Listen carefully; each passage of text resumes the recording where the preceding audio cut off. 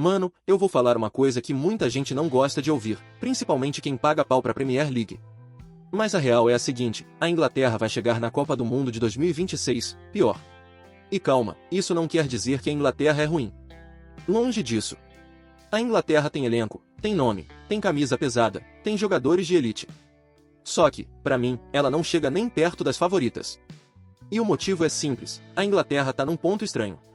Ela tem alguns pontos fortes, mas também tem um monte de sinais de alerta. E em Copa do Mundo, mano, sinal de alerta vira eliminação rapidinho.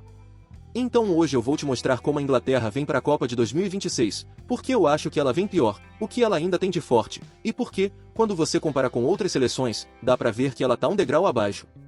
E no final eu vou falar a única forma da Inglaterra surpreender. Não é com futebol brilhante. É com experiência. Simplesmente experiência. A primeira coisa que você precisa entender é o seguinte. A Inglaterra sempre chega com hype. Sempre.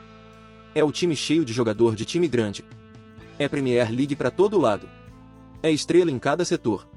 Só que tem um problema. Hype não ganha a Copa. E a Inglaterra, mano, faz anos que chega com elenco bom e sai com aquele mesmo sentimento. Era pra ter ido mais longe. E em 2026, eu sinto que isso vai ser ainda mais forte. Porque a Inglaterra não tá chegando numa fase de crescimento. Ela tá chegando numa fase de envelhecimento. E aqui entra o ponto mais importante. Em 2018, a Inglaterra era jovem. Em 2022, ainda tinha aquela sensação de que o time ia explodir. Em 2026, não. Em 2026, os craques da Inglaterra já não são novidade. Harry Kane, por exemplo, é simplesmente um dos maiores artilheiros da história da seleção. Vai chegar mais velho. E eu não tô dizendo que ele vai ser ruim. Porque o Kane é um absurdo, finaliza como poucos, é líder, tem presença, decide. Agora entra a comparação que dói, mas é necessária. Quando você olha para a França, por exemplo, você vê um time que tem físico, talento, profundidade e mentalidade vencedora. A França é simplesmente uma fábrica de jogador. E ainda tem o Mbappé, que em Copa do Mundo vira um monstro. A Inglaterra tem um craque do nível do Mbappé em Copa? Não. E isso pesa. Quando você olha para a Argentina, você vê uma seleção que pode até mudar peças, mas mantém uma coisa. Casca. A Argentina entra em Copa com mentalidade assassina. Ela sabe sofrer, sabe segurar resultado, sabe jogar feio, sabe ganhar. A Inglaterra sabe fazer isso? Às vezes sim, mas não sempre.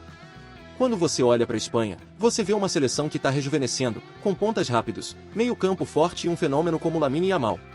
A Espanha chega com fome. A Inglaterra chega com expectativa. E isso é diferente. Quando você olha para o Brasil, mesmo com crise, mesmo com pressão, o Brasil sempre tem um fator imprevisível. Sempre tem jogador que pode tirar um gol do nada. E a Inglaterra, mano, é muito certinha. Ela não tem aquele caos criativo que decide Copa.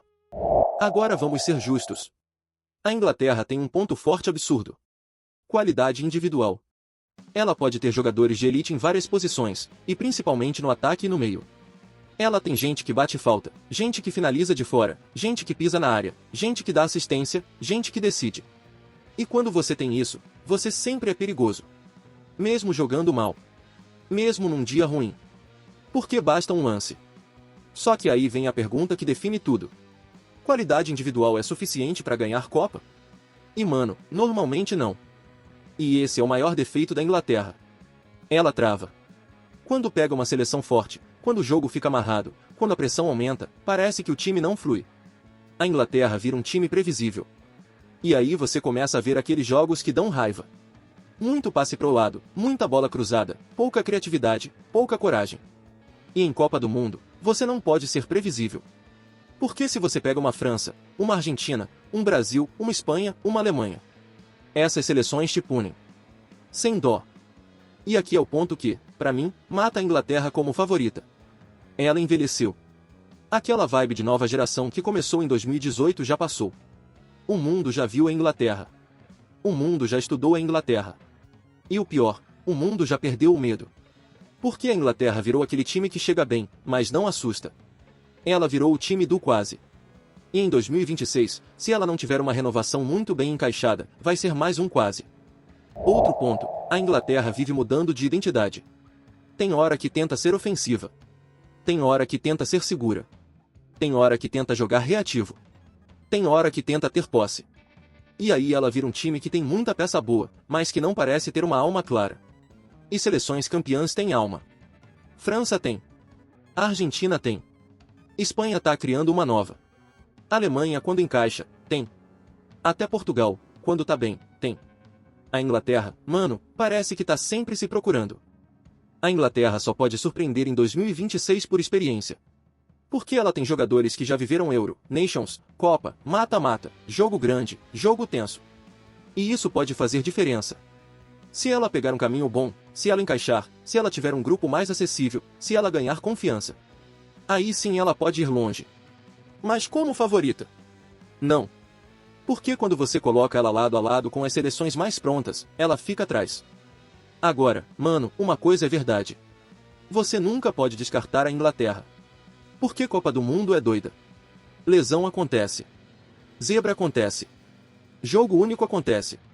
E se a Inglaterra chegar encaixada, segura defensivamente, com um ataque eficiente, e com os veteranos jogando com casca? Ela pode ser aquele time chato que vai passando. Não por brilho, mas por sobrevivência. E isso, em Copa do Mundo, às vezes é o suficiente. Agora eu quero saber de você. Você acha que a Inglaterra chega como favorita em 2026? Ou você também acha que ela vem pior, e que só vai longe se for na base da experiência? E mais, qual seleção você acha que tá mais pronta hoje? França, Argentina, Espanha ou Brasil? Comenta aí, fui!